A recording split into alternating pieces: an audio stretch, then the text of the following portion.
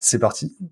Du coup, bienvenue dans ce hors-série qui devrait être publié du coup après l'épisode 4 du podcast de We Love Dev.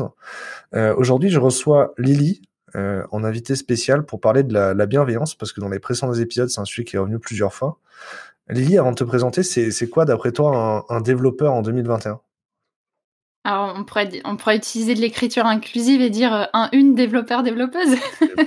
Déjà, pour moi, dans le côté métier, c'est quelqu'un qui code, qui produit de l'applicatif, des applications, des sites, en fait, qui met les mains dans le cambouis magnifique de l'informatique et qui nous aide à produire des produits et des services informatiques. Donc, manifestement, je ne connais pas très bien le développement. Si ça marche? Non, mais si, c'est très juste. C'est les artisans du monde numérique. Moi, ça me va. Ouais. C'est ça que tu as voulu dire, hein? C'est très beau. Ouais, j'aime bien le côté artisan parce que moi, la vision que j'ai des développeurs, c'est des personnes qui sont créatives et qui sont dans le faire, qui ont des idées et qui arrivent à les matérialiser. Et pour moi, il y a quelque chose de la magie, tu vois, de me dire, comme je connais pas du tout ce monde-là, vous avez des compétences techniques qui sont incroyables. Et pour moi, c'est assez magique, en fait, ce qui se passe du point de vue de l'extérieur. Ouais, et puis toi, du coup, tu apprécies l'expérience et les développeurs sont les gens qui créent cette expérience. Tu sais qu'en plus, j'utilise beaucoup le terme dev au lieu de développeur pour justement parce que le dev est moins genré. Le mot dev est moins Ah. genré. Et là, je l'ai raté, je l'ai pas fait et tu m'as repris et c'est génial, c'est parfait. Alors moi, j'avais envie de te présenter comme donc tu fais principalement de la facilitation. Nous, on s'est rencontrés sur les startup week-end avant. Avec c'est à cette époque-là que tu as commencé à porter la licorne sur l'épaule Oui. en icebreaker. J'ai identifié aujourd'hui que si mon entreprise vit un événement dans lequel on doit prendre une décision et qu'on veut un cocon de bienveillance pour passer cette étape tous ensemble, tu es vraiment la personne à appeler pour réaliser ce moment-là, quoi.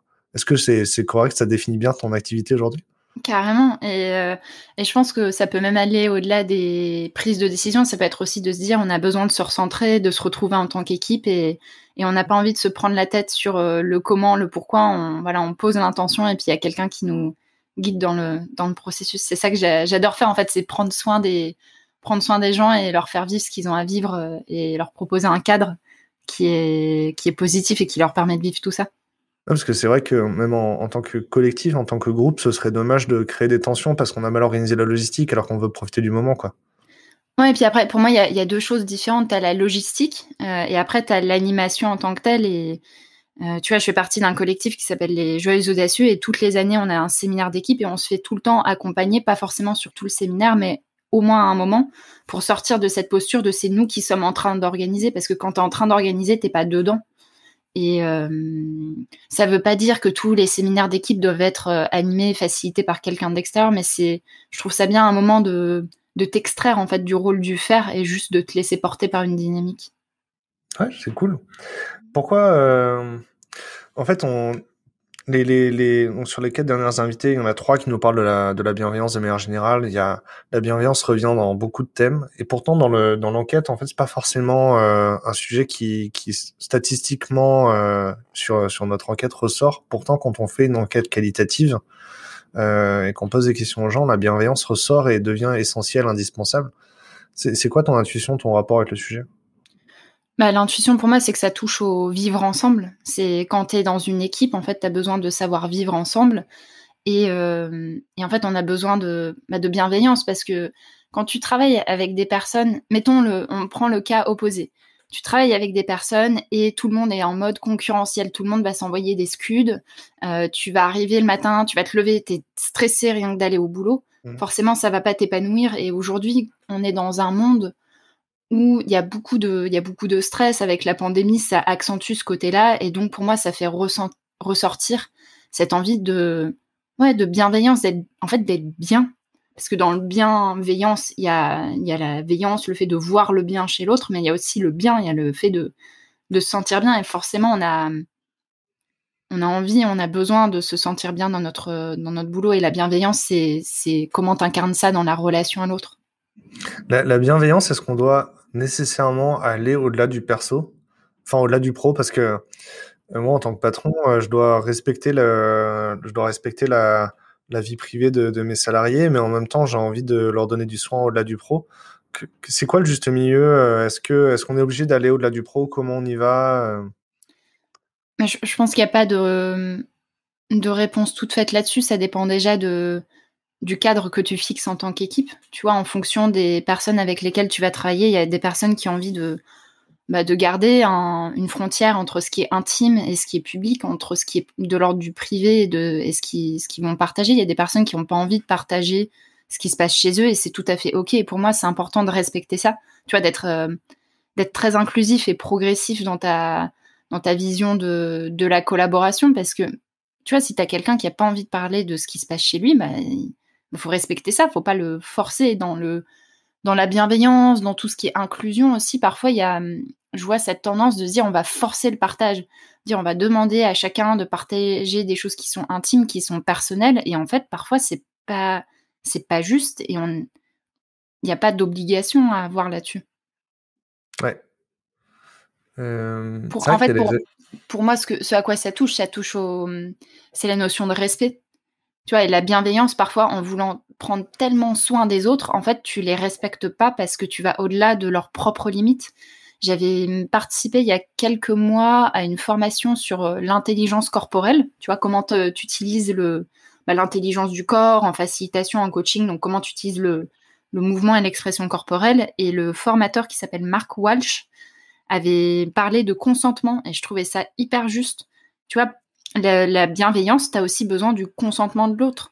C'est pas parce que toi, tu as une bonne intention que l'autre va avoir envie de parler de ce dont tu as envie de parler. Même si tu as une intention de prendre soin d'eux, la première chose à faire, c'est déjà de respecter les limites et de pas rentrer dans la bulle de la personne. Tu vois, c'est un peu comme quand tu discutes avec quelqu'un. Parfois, il y a des personnes, tu sais, qui vont s'approcher de toi beaucoup trop que ce que tu as envie que la personne s'approche. Moi, je sais que je suis assez sensible à ça et j'aime pas les gens qui viennent me parler à 2 cm de mon visage.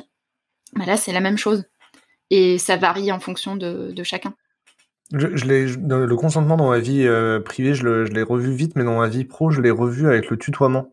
Pendant un moment, je faisais du tutoiement radical et en fait, je me suis rendu compte que même si je veux tutoyer toutes mes relations professionnelles, en fait, ça ne néglige pas le fait de devoir demander le consentement. En fait, il y a des gens qui sont pas à l'aise avec le tutoiement et à ce moment-là, on va se vouvoyer, mais je dois demander aux gens s'ils sont OK pour qu'on se tutoie avant qu'on se tutoie. Même si je veux pouvoir tutoyer tout le monde. Est-ce que j'ai bien expliqué? Ouais, c'est un super exemple, je trouve, du consentement. Ouais. Et je pense que dans la vie pro avec mes collaborateurs, effectivement, même si mes collaborateurs ils veulent pas me parler de leur vie perso, je peux leur dire simplement est-ce que tout va bien? Tu vois, genre on est là et en one-to-one, genre je m'inquiète pour toi et tu peux me dire s'il y a un sujet qui va pas et moi je veux que tu te sentes bien donc parce que au final, en vrai, il y a des événements dans la vie où tu es obligé de demander des congés exceptionnels, etc. Et on est obligé d'en parler. Donc, autant qu'on les ait anticipés et qu'on soit à l'aise pour avoir ces conversations-là, quoi. Ouais, et ce à quoi ça vient toucher, c'est à quel point tu es à l'aise avec le fait d'avoir des conversations inconfortables. Tu vois, typiquement, l'exemple que tu donnais de il se passe quelque chose dans ma vie privée qui fait que je me sens pas bien au travail et je vais le cacher, je vais pas le verbaliser, mais en même temps tout le monde voit que je suis pas bien. C'est comment aussi dans une équipe tu crées une culture où c'est OK de parler des trucs qui sont inconfortables et juste d'en parler, tu vois, même pas forcément en cherchant des solutions tout de suite, mais en étant vraiment dans l'écoute. Et dans l'écoute, pour moi, il y a aussi ce fait de se dire juste on est avec la personne. C'est ce que tu disais tout à l'heure. T'es pas obligé de chercher, de creuser qu'est-ce qui va pas chez toi en ce moment, je sens que t'es pas bien, dis-moi les choses, parce que là c'est ton besoin à toi que t'es en train de projeter, c'est ton angoisse de je sais pas ce qui se passe et j'ai absolument besoin de contrôle et de sécuriser ce qui se passe, alors que la personne d'en face elle a peut-être juste besoin qu'on s'assoie à côté d'elle et qu'on l'écoute parler ou même qu'on s'assoie à côté d'elle tout simplement. Comment tu gères tes anxiétés comment tu fais pour qu'elles aient pas d'impact sur les autres et sur ta relation avec les autres? Alors c'est une super question. Comment gérer l'anxiété? Ta question, c'est plutôt sur comment je la gère moi avec moi-même ou comment je la gère avec les autres? En gros, si tu veux, donc moi au mois de février, j'ai eu beaucoup d'anxiété parce que j'ai eu l'accident à vélo, tu sais, j'ai été renversé par une voiture et donc j'avais beaucoup d'anxiété et ça a dégradé ma relation avec les autres parce que j'ai pas exprimé clairement que c'était des anxiétés et qu'elles étaient pas liées au bureau. Et du coup, ça a eu l'air malveillant, tu vois. Et je me rends compte que en fait, je communiquais vachement mes anxiétés comme des commandements ou comme je les exprimais dans ma relation aux autres, tu vois. Et j'ai l'impression qu'en fait, on a eu la conversation, l'épisode qui va être publié juste avant, c'est celui avec Hervé. Et Hervé, lui, dit que son rôle en tant que manager, c'est d'absorber les anxiétés de tous les interlocuteurs pour qu'ils communiquent bien entre eux et que il prend le message, il enlève l'anxiété, il donne que le message, tu vois. Ouais. Et donc, c'est pour ça que je te pose la question, c'est parce que j'ai l'impression qu'on a besoin de faire un travail personnel pour gérer nos anxiétés, pour avoir une meilleure relation avec les autres. Bah, en fait, pour moi, ça touche à la manière dont on communique. Tu vois, c'est quand je communique, par exemple, toi, t'as eu cette anxiété-là et il y avait besoin que tu puisses la communiquer à ton équipe parce que du coup, ça met des entraves, en fait, potentiellement dans la communication, dans ce que tu étais capable de faire à ce moment-là. Par contre, qu'est-ce que tu communiques et comment tu le communiques? Est-ce que tu communiques, voilà, de manière neutre en mettant des mots sur les choses? Je ressens de l'anxiété en ce moment, voilà ce dont j'ai besoin. Ou est-ce que tu communiques du coup avec, en fait, sans conscience, de se dire ah je me sens vraiment pas bien en ce moment, je suis stressée à ceci à machin, mais du coup tu vas communiquer sans conscience de ce sur quoi tu es en train de communiquer. Et pour moi, en fait, tu peux parler de tout dans une équipe si tu le fais avec conscience de ce que tu es en train de dire à une équipe et de ce que ça peut générer dans l'équipe. Tu vois, je reprends l'exemple des Joyeux Audacieux. On est passé de 2 personnes à 8 personnes d'un seul coup, et moi ça m'a généré beaucoup d'anxiété parce que je rentrais dans un rôle que j'avais pas forcément envie de prendre, qui était de mettre du cadre, alors qu'à la base moi je suis plutôt une créatrice, une initiatrice de projet, là que j'étais plutôt dans de la gestion.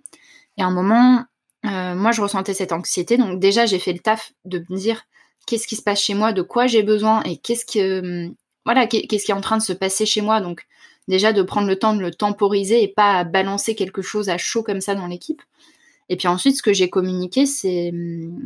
Mais après, on a beaucoup travaillé le cadre de communication, donc j'avais un cadre qui aidait à ça aussi. J'ai communiqué qu'en ce moment, mon rôle m'allait pas forcément et que j'avais besoin de retrouver ma place dans les Joyeux Audacieux, mais que j'avais pas... En fait, c'était juste un moment de partage. Et ce qui est intéressant quand il y a des situations comme ça en équipe, c'est de différencier le temps de partage du temps de solution.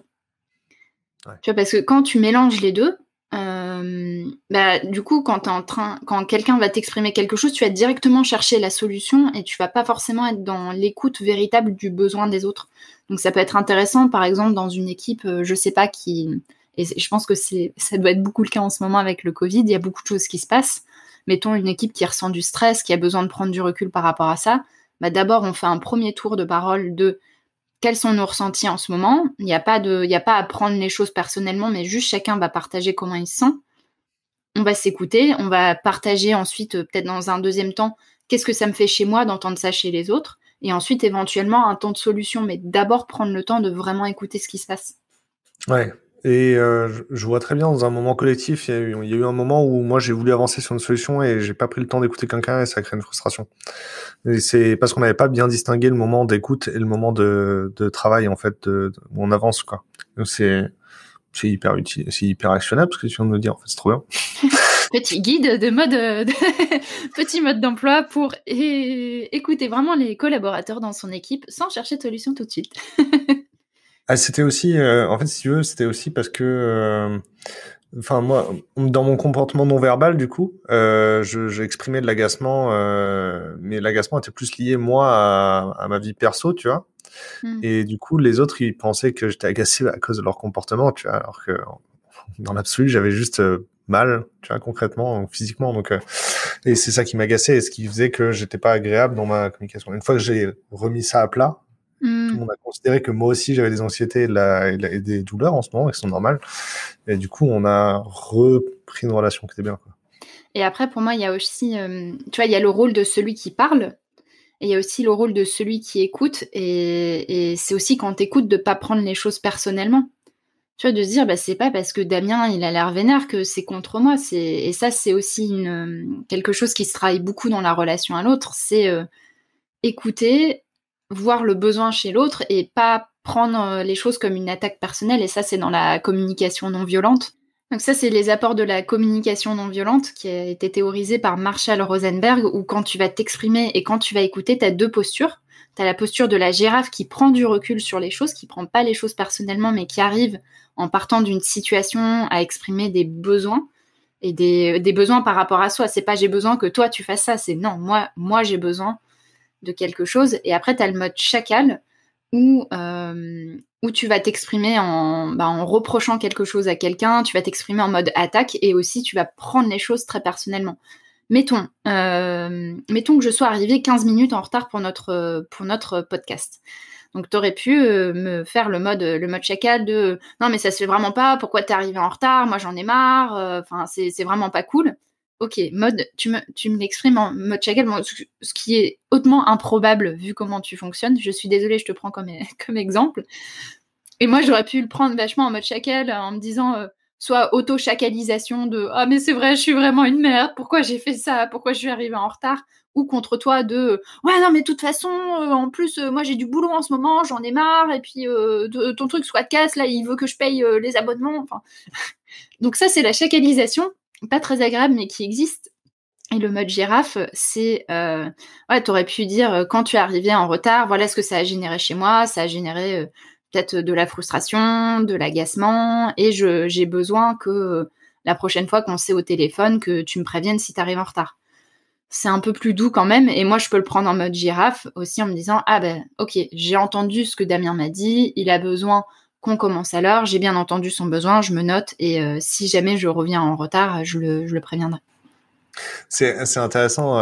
En vrai, même j'ai pris l'habitude du coup de me détendre pas mal sur mes relations. Genre par exemple, effectivement, quelqu'un qui est en retard avant, ça m'énervait beaucoup. Euh, et euh, je pense mardi, il y a un de mes prospects qui avait oublié notre rendez-vous, tu vois, donc je l'appelle, il est pas là. Alors je m'étais organisé vraiment, genre j'avais fait à manger avant parce qu'il voulait que je l'appelle à midi, tu vois, donc c'était pas pratique pour moi, mais je m'étais organisé pour pouvoir l'appeler à ce moment-là. Puis finalement, du coup, en fait, je lui ai envoyé une note vocale sur un message ou sur LinkedIn, je sais plus, en disant hey salut, mais en fait je vais avancer dans ma journée. J'imagine que t'as eu un imprévu ou il y a quelqu'un qui t'a pris du temps de manière impromptue. J'espère que tu vas bien, prends soin bien de toi, bien soin de toi. On va reprogrammer notre rendez-vous, c'est pas grave. Et bonne journée, tu vois. Et ouais, j'ai mis une émotion aussi. J'ai dit, je suis vraiment triste parce que j'avais envie de passer du temps avec toi aujourd'hui. Et en fait, ouais, adopter ce type de comportement, moi, ça me permet de mieux vivre, de manière générale, mon rapport aux autres, hein, c'est sûr. Ah bah c'est beaucoup plus détente parce que tu vas mettre moins de... En fait, tu vas pas t'accrocher à l'émotion inconfortable qui est là et tu vas la laisser passer. T'as mis un mot dessus. En plus, c'est top ce que t'as fait. T'as mis un mot sur ta tristesse, tu l'as exprimé. Ouais, c'est bon, elle est passée. Il n'y a pas besoin de remâchouiller cette tristesse-là pendant toute la journée, d'en reparler le soir. Ah, mais tu te rends compte, il était pas là à l'heure. On se crée des nœuds au cerveau tout seul et en fait, on se raconte des histoires sur la manière dont on collabore avec les autres, et c'est un moment comment est-ce que tu lâches l'histoire et juste tu vis ta vie sans t'attacher à l'histoire que tu te racontes. Et en fait, dans le monde des devs, la communication non violente, c'est un peu un nouveau truc. Ça revient à la mode parce que les devs, on communique comme des experts en étant exigeants les uns envers les autres, en mode tout le temps, ce code-là, c'est de la merde. Genre, on en parlait hier sur un groupe de conversation, les murs de la honte avec le code de merde, tu sais. C'est un peu le Steve Jobs, your work is shit, tout le temps, et la hantise de je veux pas que les gens ils pensent que je suis un mauvais dev. Et ça revient à la mode, en fait, la communication non violente. Je pense que c'est Artisan Développeur sur sa chaîne. J'ai toujours Guillaume qui vient en prénom, mais c'est parce que c'est son nom qui commence par un G, pas son prénom. C'est Benoît, il s'appelle. Benoît qui dit est-ce qu'on est obligé de dire aux autres que leur code c'est de la merde? Non, parce que déjà en général, s'ils font du code de merde, c'est peut-être parce qu'ils savaient pas faire autrement. Peut-être que je peux l'aider à la place de lui dire que son code c'est de la merde, etc. Et là, je pense qu'aujourd'hui dans les projets informatiques et dans les équipes informatiques, c'est beaucoup plus un facteur de succès que le TDD. Si je dois me battre pour un sujet, c'est pas le TDD, c'est la communication non violente. Mais je savais pas que c'était théorisé. Ouais, mais c'est théorisé. Tu peux regarder toutes les théories aussi de comment travailler en équipe. En fait, tout ce qui est sur le thème de la collaboration touche à un moment ou à un autre à la communication, parce que quand tu bosses ensemble, bah, t'as des individualités différentes, des besoins différents, et c'est comment est-ce que tu arrives à trouver cet état de flow, en fait, où ça te prend moins d'énergie d'être ensemble que d'être ensemble. Si à un moment tu travailles en équipe et que ça c'est tout le temps laborieux, mais c'est comme dans toutes les relations, mais ça va pas marcher au long terme. Une relation de couple où c'est compliqué dès le démarrage, ça va être compliqué à la fin aussi. Sauf si tu fais une thérapie, un accompagnement, enfin il y a plein de choses qui expliquent. Et la relation de travail c'est la même chose. Et dans la communication non violente, pour moi, il y a aussi le fait de différencier les faits des personnes. Tu vois, par exemple, tout à l'heure, tu disais, tu peux très bien expliquer à quelqu'un que là, ce qu'il a fait, c'est pas bon. Tu vois, là, ce que tu as fait, c'est pas bon, c'est pas, voilà, ça répond pas aux besoins de résultats, mais c'est ce que tu as fait qui est pas bon. C'est pas toi qui est pas bon. Et dans ce que tu dis sur le mur de la honte, c'est que pour moi, le fait de faire du shaming public, tu sais, de montrer du doigt quelqu'un qui a fait quelque chose qui ne marchait pas et de dire bouh, telle personne a fait tel truc qui ne va pas, envoyons-lui des scuds, mettons-lui la honte. Ça, c'est très, très, très toxique. Et ça existe pas que... Ça existe partout, hein. Tu sais que dans la boîte là, il y avait même un chapeau de la honte. Si t'avais mis de la merde en prod, tu portais le sombrero de la honte. Et moi, quand je suis arrivé dans la boîte, le sombrero de la honte, j'ai dit attends, c'est nul. Ah ouais. Et par contre, je trouve ça rigolo de porter un sombrero quand tu codes, parce que t'es à l'ombre et genre les gens ils te. Non mais en vrai, t'es vachement enfermé sur ton ordinateur, tu sais. Et du coup, j'ai porté le sombrero de la honte pendant 3 semaines jusqu'à ce que ce soit plus le sombrero de la honte, mais juste le sombrero que Damien il porte quand il veut pas qu'on l'embête. Et j'étais trop content d'avoir cassé ce symbole. Je pense qu'il est revenu. Et en plus, c'était une très mauvaise idée parce que moi, je suis allergique aux acariens et le sombrero de la honte, il était tout le temps au-dessus du frigo, il était plein de poussière. Et donc, j'avais les yeux qui piquaient en fait quand je le portais. Mais tu vois, ça sympa de casse-code. Enfin, je trouve que tu l'as super bien inversé. Et une autre manière de l'inverser, ça aurait pu se dire, bah, en bas, tu vois, quand quelqu'un a fait un échec ou a fait quelque chose qui va pas marcher, bah, on va lui mettre quelqu'un qui va l'aider à renforcer cette compétence-là jusqu'à ce que ça soit avancé. Il y a une super histoire sur une tribu, je sais plus du tout d'où elle sort, mais qui raconte que quand quelqu'un dans un village, dans le village de cette tribu-là, fait quelque chose qui est répréhensible, donc soit vole quelqu'un ou fait quelque chose qui est nocif à la communauté, tu vas pas le mettre en fait, tu le mets au centre et c'est pas un moment de honte, c'est un moment où chacun va lui rappeler ses forces, ses qualités et va lui rappeler tout ce qui est bon en lui. Et alors ça peut être vu par pas mal de personnes comme un côté très bisounours, tu sais, de ah mais les gens ils sont tout gentils, ils sont tout bienveillants, alors qu'en fait il y a alors attention, moment scientifique, il y a des gens qui ont travaillé sur là-dessus en fait sur le ratio entre les interactions négatives et les interactions positives dans une équipe. Ça s'appelle Martial Lozada et Barbara Fredrickson.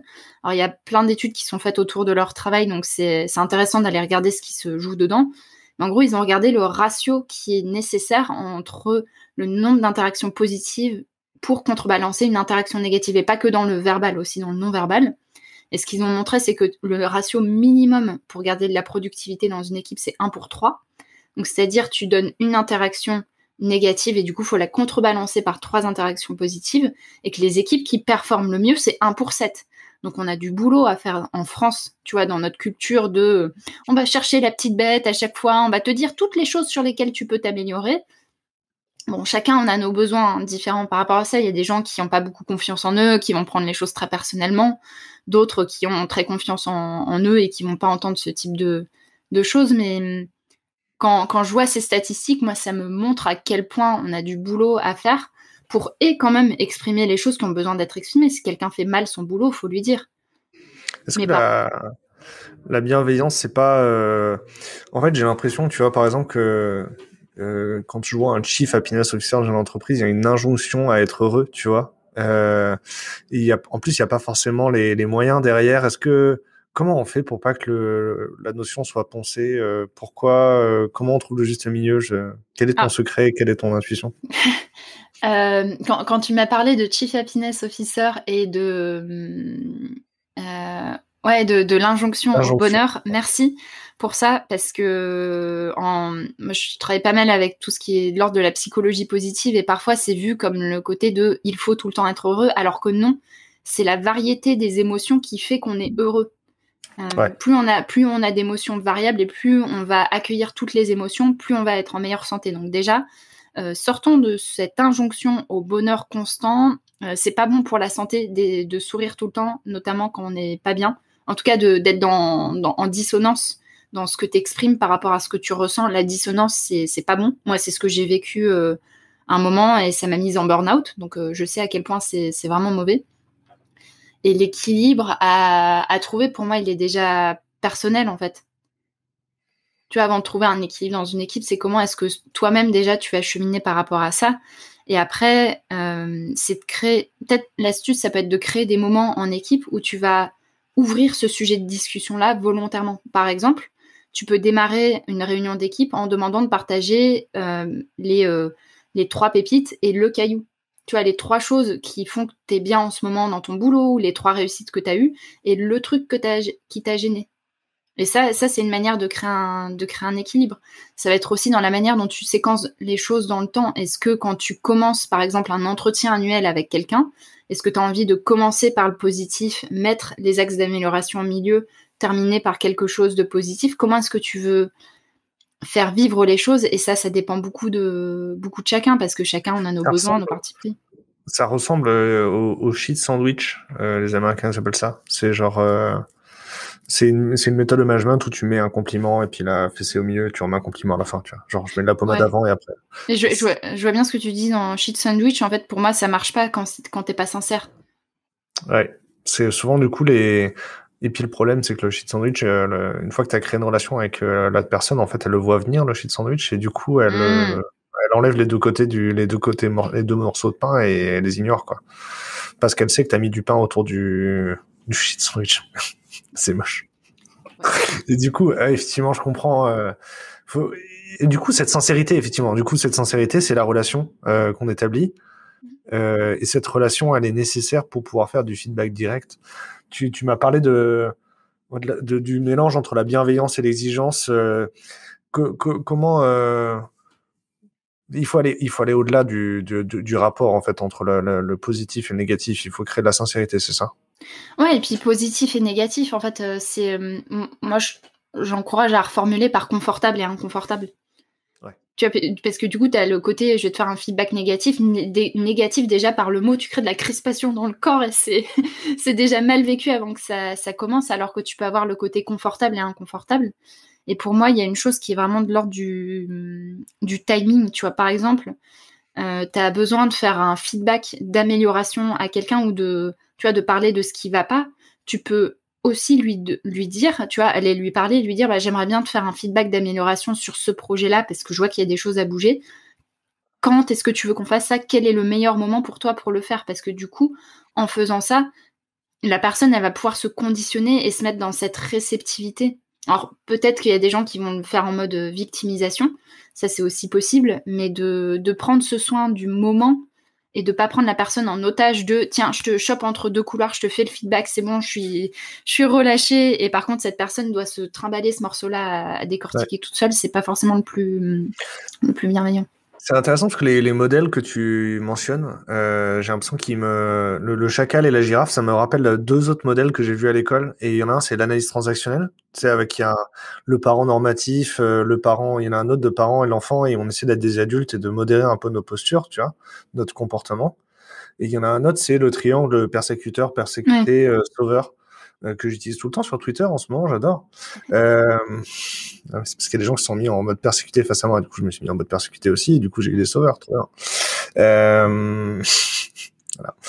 C'était un sketch. Est-ce que c'est des modèles que tu connais aussi? Est-ce que c'est des modèles, est-ce que les gens qui théorisent la communication non violente, ils créent des nouveaux modèles? Est-ce que le mode girafe ou le mode chacal, je pense que c'est un autre modèle. Je suis pas très familière avec l'analyse transactionnelle, et il y a quelque chose qui me gêne pas mal, moi, dans l'analyse transactionnelle, c'est en fait le fait d'avoir mis le mot parent et enfant. Tu vois, rien qu'en utilisant ces mots-là, je trouve que ça fait rentrer dans des personnages. Et en fait, pour moi, l'intérêt de ces modèles-là, c'est justement de montrer les personnages qu'à un moment on peut faire sortir, de mettre de la lumière là-dessus, de devenir plus conscient de son comportement, et du coup, tu peux en sortir. Tu vois, par exemple, moi, je sais que que parfois, ma manière d'attirer de l'attention, ça va être de rentrer en mode ouin-ouin, tu sais, le plaintif qui se dit je me sens pas bien, je suis fatiguée, j'ai besoin d'attention. Et en fait, comme je sais ce truc-là, parfois j'ai une voix dans ma tête qui me dit tu fais ouin là, tu fais plaintif, et c'est bon, en fait, ça disparaît. Ou même après, je continue à le faire, mais je le fais avec de la conscience. Et du coup, dans une équipe, ça peut être hyper intéressant d'avoir un moment de discussion sur quels sont tous vos personnages, en fait, tous les rôles que vous jouez et tous les personnages que vous avez. Et comme ça, après, tu peux créer des moments de conscience par rapport à ça. Et après, ça commence par soi aussi. Et du coup, en fait, moi, l'analyse transactionnelle, je trouve qu'elle marche plutôt bien parce que, effectivement, quand je passe en mode parent normatif, quand je passe dans ce mode parent, alors c'est pas normatif, c'est l'autre. Quand je passe en mode parent, effectivement, je prends le ton de mon père, tu sais, qui est très directif. Il est militaire, c'est le papa de la famille patriarcale, et je reprends ce ton. Et en fait, effectivement, à chaque fois que je retourne dans cette zone, dans ce personnage-là, les gens en face, ils réagissent de manière puérile, mais je peux pas leur reprocher parce que c'est moi qui ai changé de posture à la base. Tu vois, et du coup, moi, je trouve, en tout cas, ça m'aide à vivre, ça m'aide à comprendre que moi, j'ai modifié mon comportement et du coup, j'ai une réaction qui me plaît pas en face, mais c'est de ma faute. Tu vois. Ouais, et puis le but du jeu, après, c'est de jouer avec ces personnages-là. Ils sont hyper utiles aussi, tu vois, de se dire, à un moment, voilà, j'ai besoin d'attirer l'attention de quelqu'un, je vais prendre le rôle de ouin-ouin. Bon, je sais que j'aime pas, que c'est pas forcément hyper positif, mais écoute, à ce moment-là, il va être utile. Ou pareil, dans la vie en entreprise, à un moment, moi, je vais prendre ma casquette, attention, je passe sous ma casquette prof de yoga, donc je vais te parler de sanskrit, de rapport au corps, et je sais que ça va modifier ma relation à l'autre. Et pour moi, ça peut être tout aussi juste de faire ça. Le but du jeu, c'est de mettre de la conscience là-dessus.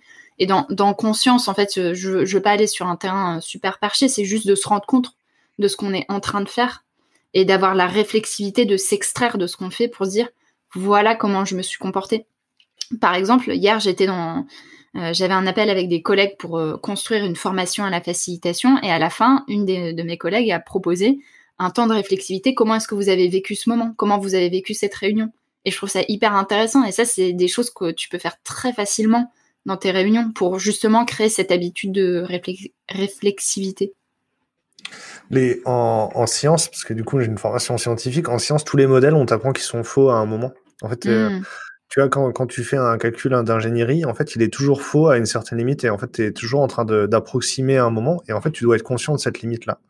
Et quand j'ai abordé la communication, du coup, en école d'ingé, communication interne, je suis parti du même postulat. C'est que tous les modèles qu'on va m'apprendre, ils sont faux à un moment, ce qui n'empêche pas de faire des raisonnements exacts et de faire des projections, d'analyser des choses avec ces modèles-là ils sont justes. Tu vois. Et je pense effectivement que tous les modèles qu'on utilise en communication, ils sont faux dans une relation ou une autre, mais ça n'empêche qu'on peut s'en servir, quoi. C'est des outils, en fait. Après, le but, c'est pas de pratiquer ça pour le but de dire attention, je suis une personne très éveillée, je pratique la communication non violente, personne non bienveillante, s'abstenir, hein, on s'en fout, en fait, c'est juste un outil. Être woke, on l'a dit récemment, t'as l'air plutôt woke. Quelqu'un que je connaissais pas trop qui m'a dit ça, c'était un compliment de sa bouche. T'as l'air plutôt woke, alors je vais te dire ça. C'était rigolo. J'ai bien aimé. Pourquoi la bienveillance, ça rend les gens heureux ? Pourquoi on en a vraiment besoin, en fait ? Pour moi, en ce moment, ce qui me rend heureux quand j'ai de la bienveillance, c'est que du coup, je me sens reconnue à ma juste valeur et je peux pleinement m'exprimer en étant moi-même. Par exemple, l'intro que tu m'as faite, pour moi, c'est de la bienveillance parce que tu as vu ce qui était de bien en moi et tu me l'as mis en lumière, et du coup, je me regarde et je me dis « Ah ouais, c'est vrai, je suis tout ça, moi, mais c'est génial !» Et ça donne un sentiment d'accomplissement, de puissance et de capacité aussi, tu vois, de capacité à se réaliser et de potentiel. Est-ce que il y a un phénomène, hein, c'est qu'il y a une tempête, il y a beaucoup de vent, et mon bâtiment craque, et j'ai peur que ce soit sur la bande. C'est rigolo. Est-ce que ce que tu viens de décrire, je mets souvent le mot considération dessus, et j'ai l'intuition que la considération, le regard des autres, ça t'aide à vaincre ton syndrome de l'imposteur. Oui. Et est-ce que, c'est quelque chose que tu observes, c'est peut-être quelque chose qui a été théorisé, qui est vrai? Alors, il y a une boîte super qui s'appelle Listen Léon qui travaille beaucoup là-dessus, en fait, sur la reconnaissance des forces. C'est dans l'écosystème Startup Weekend, donc. Je connais très bien Yannick, mais j'ai jamais rencontré Marion en vrai. Elle est extra, et pour le coup, c'est Marion, c'est ça. Hein. Elle est fabuleuse, et c'est une tête, donc elle a toutes les références scientifiques que tu peux trouver là-dessus. Elle les a toutes. Elle m'impressionne énormément. Et eux, leur parti pris qui est très juste, je trouve, c'est de se dire, plus tu vas faire l'effort de reconnaître les forces chez les autres personnes, plus ça va les aider à se sentir confiantes là-dessus. Et moi, je le vis tout le temps, en fait. Tu vois, là, je faisais un accompagnement pour une nana avec laquelle on fait un échange de services. Donc elle me fait mon identité visuelle et moi je l'aide à identifier des nouvelles offres qu'elle peut faire en facilitation. Et je le vois, tu vois, plus je lui répète les mêmes messages au fur et à mesure, plus ça rentre et plus je la vois prendre de la puissance et de l'ampleur par rapport à ces choses-là. Et C'est un coaching, quoi. Et c'est trop beau. Et tu vois, enfin, je pense qu'on internalise les choses qu'on nous répète. Par exemple, si en tant qu'enfant, on t'a répété 10 000 fois, je sais pas, t'es super aventurier, tu sais faire plein de choses avec ton corps, tu sais bouger, bah tu vas internaliser ces choses-là et tu vas avoir confiance en toi là-dessus. Alors que si on te dit tout le temps, t'es maladroit, arrête de faire tomber ces trucs-là, tu vas les internaliser, tu vas avoir moins de confiance en toi. Et pour moi, le rôle du manager et le rôle d'une équipe, c'est de faire cet effet miroir dans le positif. C'est de dire, regarde tout ce que t'es et regarde la personne magnifique que t'es. Et c'est Samuel Grybowski, le fondateur de Coexister France, qui définit la bienveillance comme ça, voir le bien chez l'autre. Et quand j'ai lu ça dans son bouquin, ça m'a complètement changé ma vision de la bienveillance. En fait, la bienveillance, c'est pas que dans la communication, c'est se dire, tu vas porter un regard positif sur l'autre, et dans ta communication à l'autre, tu vas choisir de t'adresser à cette partie-là de l'autre, même si lui-même en est pas conscient, tu vas t'adresser à la meilleure partie de l'autre que tu vois, et tu vas poser ton regard là-dessus, et je trouve ça très beau de faire ça. Ouais, je suis d'accord. Et c'est vrai que Yannick me l'a prouvé plusieurs fois. Yannick de Lycée Léon me l'a prouvé plusieurs fois, l'a mis en application de manière irréfutable, donc ça me parle complètement. Est-ce que tu es heureuse parce que tu es authentique? Est-ce que c'est le secret? Je pense qu'il y a plein de choses qui me rendent heureuse, et ouais, l'authenticité, ça en fait partie, le fait de pouvoir vraiment m'exprimer avec mes clients, avec mes collaborateurs, mes collègues, avec mes participants sur mes formations. Moi, ça me rend heureuse, ouais, de me sentir libre dans ce que je peux communiquer et partager. Et la bienveillance, ça nous autorise à être authentique? Ou c'est nécessaire pour qu'on soit authentique? Pour moi, l'authenticité, c'est pas forcément un besoin pour tout le monde. J'ai collaboré à écrire un cahier de l'authenticité à un moment, et il y avait vraiment 2 écoles sur l'authenticité. Tu avais une école qui est t'es authentique ou tu l'es pas, et bah, d'ailleurs tu avais participé à ça. Oui. Et une autre école qui était des perfectionnistes. Ouais, grave. Et il y avait cette école plutôt de gradient d'authenticité, je peux choisir le degré d'authenticité auquel je vais m'ouvrir auprès des autres. Donc on a des besoins qui sont différents par rapport à ça. Mais pour moi, le lien entre bienveillance et authenticité, c'est que plus tu vas être bienveillant envers l'autre, plus ça va libérer, en fait, plus ça va donner confiance en l'autre pour être pleinement authentique au degré auquel il a envie d'être authentique. Par exemple, si tu es dans une équipe où il y a 0 bienveillance, bah ça peut potentiellement demander beaucoup d'énergie à quelqu'un d'être authentique. Sauf si c'est quelqu'un qui a pleinement confiance en soi, qui prend pas trop en compte le regard des autres, qui est pas dans l'hyper-empathie. Plus t'es dans l'hyper-empathie, plus ça va jouer. Moi, j'ai été une personne comme ça, hyper authentique, hein, c'est-à-dire que, mais du coup, c'était violent pour les autres, parce que j'arrivais avec moi tout entier et je rentrais dans la pièce comme un éléphant dans un magasin de porcelaine, tu vois. Est-ce que tu vois ce que je veux dire? Ouais, carrément. Et du coup, j'ai appris à, je suis ok avec ma personne, mon authenticité, mais attends, vas-y, là, c'est pas le sujet. Là, attends, vas-y, écoute les autres d'abord. Et après, tu pourras faire bouger les lignes. Mais ça m'a pris du temps de comprendre ça. Bah, en fait, pour moi, ce que ça veut dire, c'est en fait, avec quelle intention est-ce que t'es authentique? Est-ce que t'es authentique juste en mode, bah, voilà, moi je suis un éléphant, je prends ma place et puis je fais mon truc et je porte pas attention au regard. En fait, je mets pas d'attention aux autres, et c'est un équilibre, c'est de se dire. Et j'en discutais dans une retraite que j'ai animée il y a 2 semaines. Être soi, ça vient. Quand tu prends ta place, ça doit pas venir écraser les autres. Tu peux complètement prendre ta place sans venir écraser celle des autres. Et en prenant complètement ta place dans une équipe, ça autorise aussi les autres à le faire si c'est dans le respect des autres personnes. Et c'est là où il y a cette nuance, en fait. C'est la nuance de un moment, est-ce que dans ce que je fais, est-ce que je respecte l'autre ou pas? Et si tu respectes pas l'autre, c'est peut-être qu'il y a un truc qui a à enrober ou à amener de manière différente pour avoir quand même le respect de l'autre. Est-ce qu'il y a un sujet que tu voudrais aborder? Est-ce qu'il y a une question que je t'ai pas posée que tu voudrais que je te pose? Est-ce qu'il y a t'as un message que tu voudrais faire passer? Je t'ai pas laissé la place. Bah, Bah toi, c'est quoi en fait j'ai envie de te poser la question à l'inverse. Le monde des devs, c'est un monde que je connais pas énormément. Pour toi, est-ce que tu as vu les choses bouger ces dernières années sur ces sujets et qu'est-ce que tu aurais envie qui change? Qu'est-ce que j'aurais envie qu'il change dans l'IT, dans le monde des devs?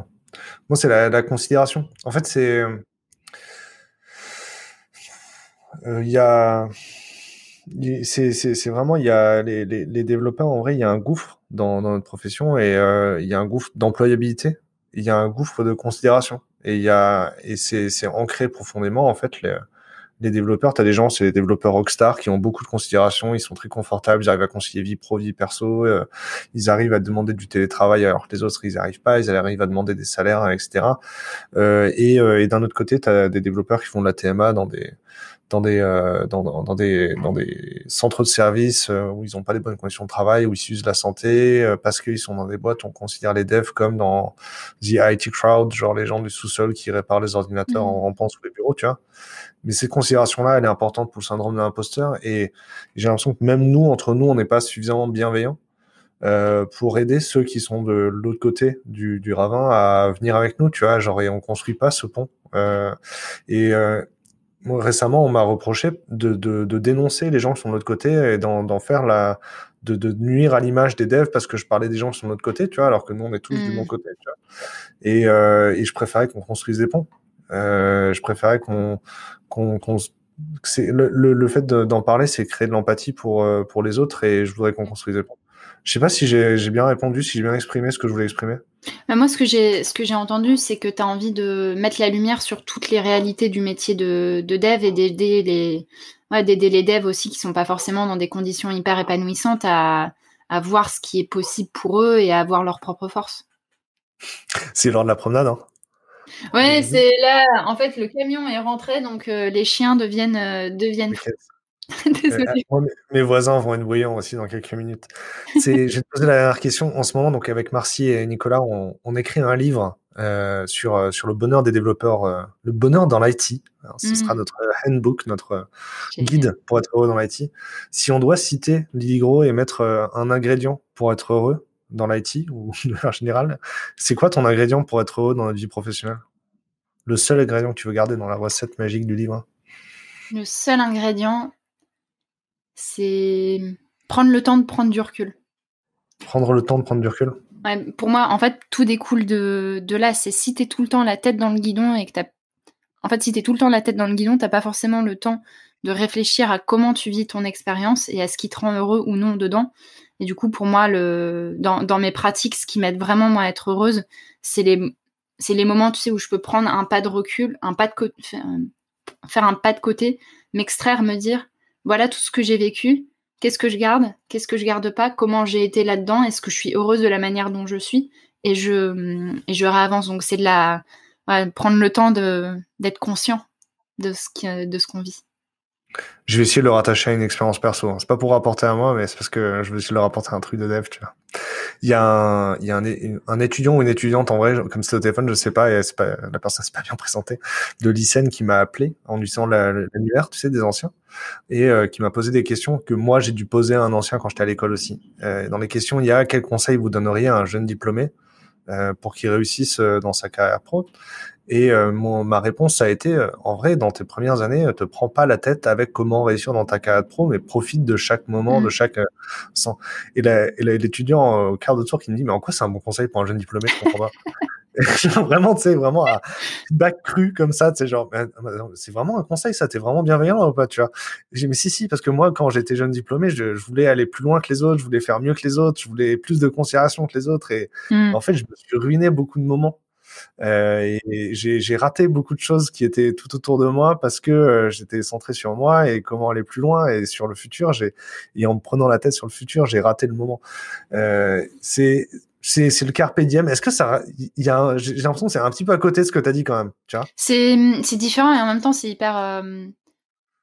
En fait c'est le complément, c'est et vivre intensément tout ce que tu es en train de vivre à ce moment-là et de l'incarner pleinement et en même temps d'avoir des moments d'extraction et de recul. C'est les deux, c'est l'inspiration, l'expiration, le yin et le yang. Il y a besoin de cet équilibre. Tu peux pas être tout le temps en train de faire ce qui te passionne à fond, sans avoir de moments où tu te recharges. Et pareil, si tu es tout le temps en train de te recharger, de faire des temps d'introspection, bah, tu vas perdre ta capacité dynamique. Mais bon, après, on a chacun des degrés différents par rapport à ça. Mon propos, c'était qu'il faut apprendre à apprécier le présent. Je pense que ce que je fais pas et ce que tu nous dis, c'est de prendre du recul sur le moment pour l'apprécier. Ça, je sais pas. En fait, pour moi, c'est la prise de recul, c'est plutôt quelque chose qui va t'aider à voir la manière dont tu as été dans ces moments-là et du coup à prendre du recul sur ton propre fonctionnement et sur tes besoins. Et pour moi, la meilleure manière d'apprécier un moment, c'est de le vivre dans le présent. Tu vois, de se dire, par exemple, je sais pas, tu es en train de vivre un super séminaire d'équipe, c'est d'être là pleinement présent, de pas être dans le passé, de pas être dans le futur, de pas être en train de te dire « Ouais, mais l'année dernière, ce séminaire était là, là était mieux » ou dans le futur de « Demain, il faudrait qu'on fasse ci ». Non, c'est tu te branches sur tes 5 sens, tu prends toutes les odeurs, tu prends toutes les sensations, le toucher, tu prends tout et tu le vis intensément. Et c'est dans le bouddhisme, et même dans la tradition yogique, il y a beaucoup de pratiques qui sont des pratiques de concentration. Et du coup, c'est comment est-ce que tu arrives à concentrer pleinement ton attention sur ce qui se passe là tout de suite. Quand tu es en train d'échanger avec quelqu'un dans ton équipe, comment est-ce que tu fermes tous les autres onglets, tu te prends un temps de respiration avant, un temps où tu prends du recul, tu te décales, tu prends un temps de respiration, tu fermes les yeux, tu vas te faire une tasse de thé, tu vas marcher, tu sors ton chien, je sais pas, tu fais quelque chose qui te permet d'être là complètement présent. Et après, t'es là et t'es que là. Et c'est super difficile à faire, mais c'est quand t'arrives à faire ça, tu profites vraiment de ce qui est en train de se passer. Tu vois, là, je suis avec toi. Je suis pas en train de penser à autre chose. Je suis pleinement absorbée par la conversation parce qu'en plus, c'est une conversation qui m'intéresse trop.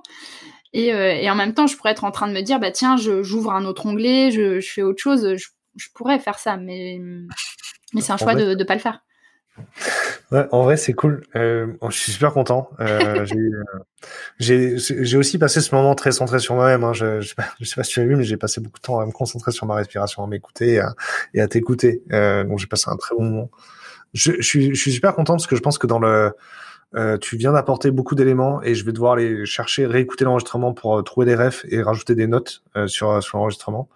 Parce que je m'attendais pas à ce que tu rajoutes autant de théories et c'est trop cool. Et je pense que ça va aider beaucoup de gens qui écoutent ce We Love Devs, qui disent We Love Devs à être plus heureux dans leur quotidien et même sans avoir changé de job. Hein, il y a beaucoup de choses que tu as dit qui sont applicables tout de suite. Et je t'enverrai les références du coup des différents éléments. Et il y a une personne qui est très très chouette sur tout ce qui est bien-être au travail qui s'appelle Julie Artis, qui est vraiment spécialisée là-dessus. Si vous voulez aller regarder des références, moment dédicace.